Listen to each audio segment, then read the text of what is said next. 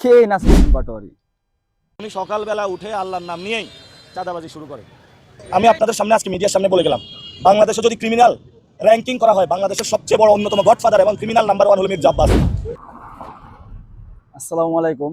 বর্তমানে বাংলাদেশের সবথেকে আলোচিত ব্যক্তি, ঢাকা ৮ আসনের সংসদ সদস্য প্রার্থী নাসিরুদ্দিন পাটোয়ারি।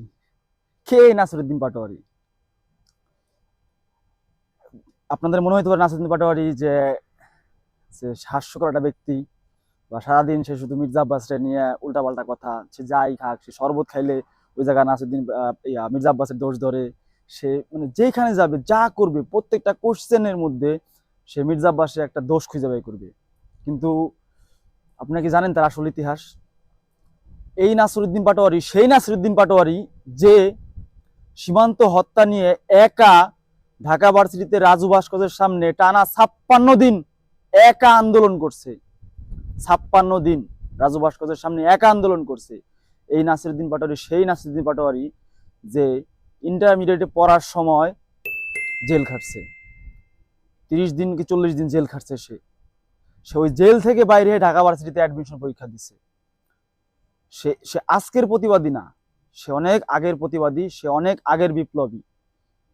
এই নাসিরুদ্দিন পাটোয়ারি সেই নাসিরুদ্দিন পাটোয়ারি যে কাউকে ভয় পায় না, যে একমাত্র আল্লাহ ছাড়া উচিত কথা বলতে কখনোই সে দ্বিধাবোধ করে না।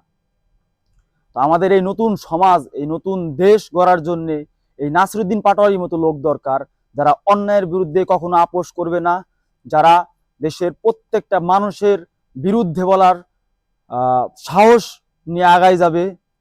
এই নাসিরুদ্দিন পাটোয়ারিদের মতো লোক আমাদের জাতীয় সংসদে দরকার। এই নাসিরুদ্দিন পাটোয়ারির মতো লোক সংসদে দরকার।